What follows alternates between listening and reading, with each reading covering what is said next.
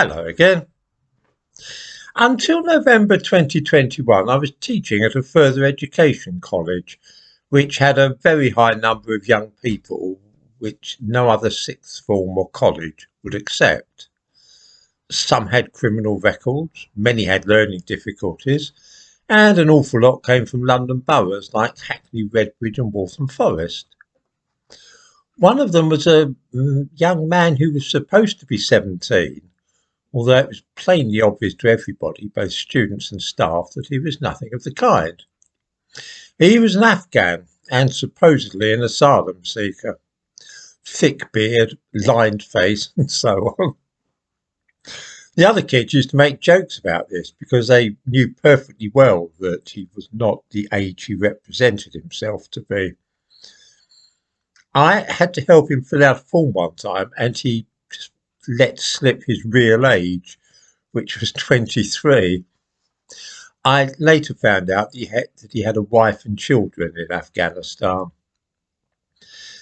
There was nothing particularly unusual about this, and all the staff knew that it would be considered racist to challenge him on the matter. I was always one for an easy way out, was quite happy to let matters ride, until he struck up a friendship with a 14-year-old girl who was attending the college to do mathematics and English because she'd been excluded from school. The sight of a man of 23 cozying up to a girl of 14 was what you might call a safeguarding issue, and not one I was prepared to overlook, although making a fuss about it made me very unpopular with the management of the college. I tell this story because many people who work in schools, colleges and social services have similar anecdotes. It is simply not all that unusual. The reason is, of course, that it is all but impossible to refuse asylum to and deport a child asylum seeker. So an awful lot of young men claim to be 14 or 15, even when they are obviously not. I was reminded of all this when I saw the case in the news yesterday of the Afghan man who claimed to be 14 and so had been allowed to stay in this country. You can see him in the thumbnail to this video. He had had quite a checkered career before turning up in this country, pretending to be a 14-year-old schoolboy. He had, for example, shot 2 men dead in Serbia, of which crime he was convicted in his absence, then gone to Italy and afterwards to Norway, where he tried his luck as an asylum seeker but was turned down. So it was that he decided to favour us with his presence. The fact that he had already committed 2 murders made what happened less surprising than it might otherwise have been.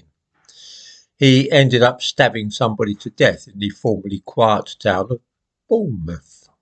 Bournemouth used to be one of those seaside resorts famed for being peaceful and genteel, but that is, of course, no longer the case. These days it's getting as vibrant as the rest of the country. The number of actual unaccompanied child migrants who come to this country is, of course, unbelievably low. Common sense would tell us, if nothing else did, that the chances of a 14-year-old making his way alone from Afghanistan to the English Channel are slender to non-existent. We also know that whenever proper scientific methods are used to test such claims by means of x-rays of teeth and bones to gauge accurately the age of an individual, the result is almost invariably that the person tested turns out to be an adult. The fellow who has just been convicted of his first murder is not the first child migrant to get into mischief like this. Ahmed Hussein, the man who left a bomb on a tube train at Parsons Green in London in 2017, was another unaccompanied child migrant who was allowed into this country.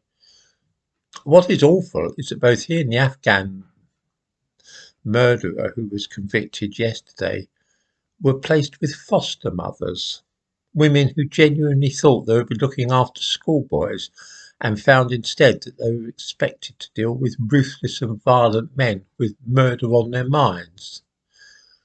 Who was it that said we must be mad, literally mad? I can't quite bring his name to mind offhand.